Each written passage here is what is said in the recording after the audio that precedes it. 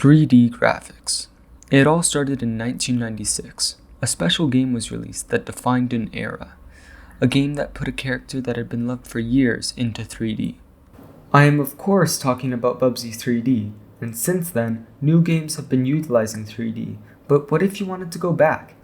That's the question that I will be answering as I play RE3 without moving the camera. But before we get into the game, let's go over the rules. No touching or moving the right joystick, no using the 180 turn button, no in-shop items, and no aim assist as that can kind of move your camera. So yeah, anything other than those things are good for the taking. So we start off this challenge in Jill's apartment and immediately fail. Wait, what? Yeah, you heard me right. I've already failed. It turns out that the biggest challenge in this run isn't the constant hordes of zombies, it isn't the indestructible paleheads, and it isn't even the terrifying nemesis. What could be so evil? It's the doors. It's the wooden dinky little doors. Okay, let me explain myself. There's this weird feature in this game where you can only open a door if it is directly in front of you. And by that I mean that if a door isn't directly in front of your camera, then it can't be opened. So you're basically screwed. So yeah, I failed immediately. Once you wake up as Jill, you need to go to the bathroom, but you can't because the door isn't in front of the camera and you're basically locked out. So yeah, that's going to be my first camera usage. Jill then wakes up from a bad dream where she decided to do a no camera run of RE3 even though she knew it was going to be a nightmare. Oh yeah, and then she has to use the bathroom again, and it's the same problem as before. That's camera usage number 2. Jill then gets a phone call from Brad, but is rudely interrupted by the big mean nemesis. We get chased around the apartment, but it's quite easy because the camera is automatic. But then, even more trouble. We have to get under some rubble, but the meanie camera won't let us. And this is where I introduce the saving grace of this run. When you dodge perfectly and then aim your gun, then the camera will automatically move in that direction. Hooray! We found a way to move the camera, but this process is very tedious when you have to do it for every single door you come across. After we get through the rubble, we have to perfect dodge again to open up another door, and we eventually get through the door and it's smooth sailing until the main part of the game.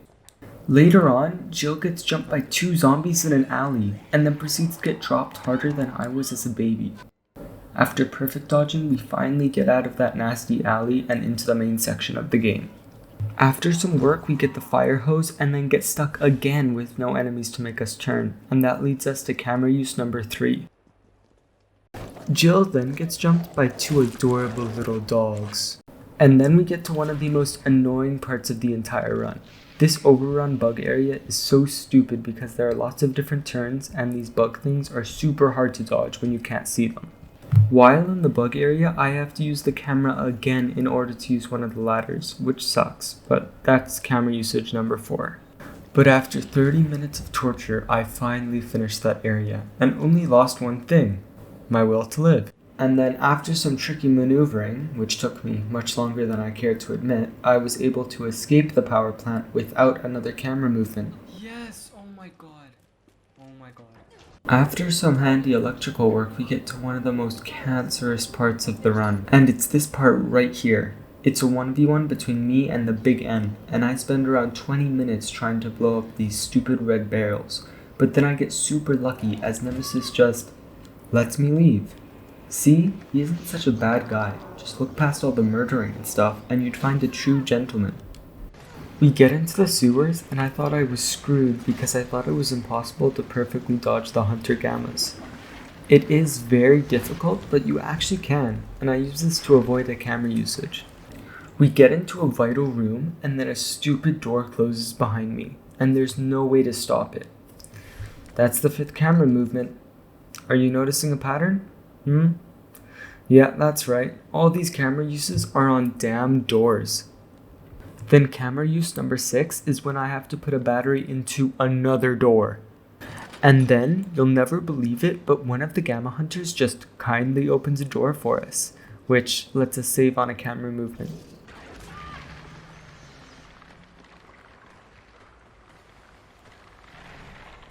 After that, camera use number 7 is coming up as we have to use it in order to get up a ladder. And then guess what? You won't believe it, but our good old friend Nemesis shows back up. Yay! And he shows us his new toy that he's found. But then, I have to move the camera 3 extra times just to escape him. And oh my god, we're on 10 camera movements now.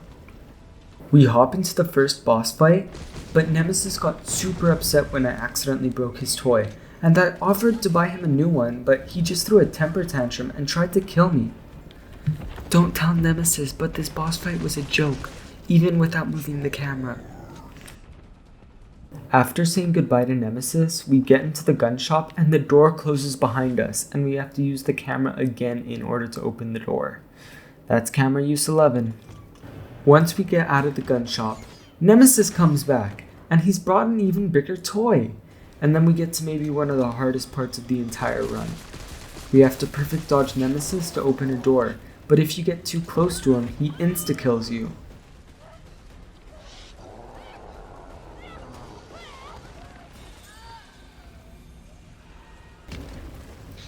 But after 10 minutes of frustration, I finally get lucky.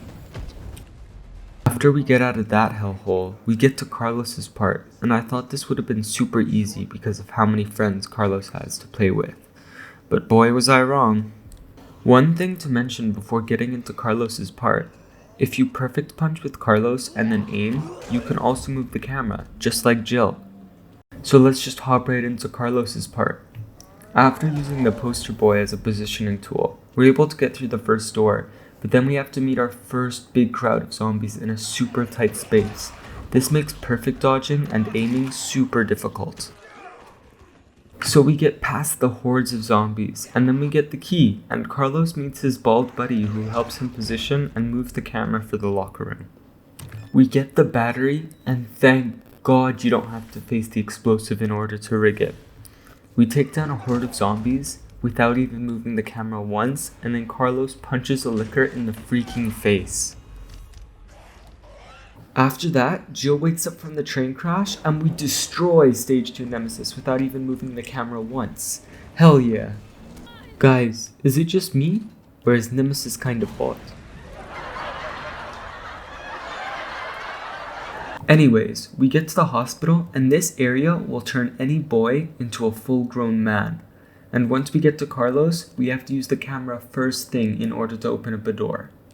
Ugh, that's camera use 12. Carlos wakes up another one of his bald buddies in order to open up a door, and then we have to use the camera again in order to open up another goddamn door. We're on camera use 13. We use our bald buddy again, and then we have to use the camera on another door in order to get the key card. And then we have to use it again in order to get out of the same room. In order to get the cure, we have to use the camera 4 more times, but then it's smooth sailing from there. We're on 18 camera uses now. We get to the zombie horde bit and I was terrified, but thanks to my epic skills, I was able to make it super easy. Once all the zombies are dead, we wake up as Jill and we have to head on down to the Umbrella Lab. And then we have to use another camera movement just so that Jill can try to use an elevator and fail. That's camera use 19. One hunter misses me like a complete goofball, and then we get all the electrical pieces easy peasy. And then our holy savior arrives, a straight up godsend that needs to be worshipped. 2 words, freaking automatic doors, baby. Okay, maybe that was a little bit more than 2 words, but you get the point. These bad boys will open even if you aren't looking at them. Hell yeah. We try to make the vaccine, but Jill gets jumped by some hunters, but they were jokes. Even though I couldn't aim, I killed both of them with only 1 mine dart. After taking out the hunters, Jill takes out some pale heads because they're super annoying. And then we make some of that sweet, sweet vaccine juice. The camera automatically focused on Jill's butt, and then the bad boss of the game showed its face again. It was so scary and it took me around 20 minutes, but I just couldn't do it. It was another door, and I had to use the camera again. That's camera use 21. And then I had to fight Nemesis, which was super easy, and I never had to move the camera. But thank the heavens, our savior has returned. Another automatic door. And then, Jill finds a big new toy, but has to turn around to actually use it. And then you have to turn around again in order to use the railgun for a second time. And then we beat Nemesis. Yay, we did it. Smooth sailing from here, right? Wrong. I forgot about the final shot that has to be made in the game. The one where you have to aim to shoot Nikolai. You have to. There's no other way. Save Carlos or ruin the challenge? While I was thinking of what to do, Jill automatically drifted towards Nikolai and I was able to take the shot. And all of that was done with aim assist turned off. Success! We finished RE3 and we only ever had to move the camera 23 times. This was actually my second run of this challenge. And the first time around, I got like 35 camera movements.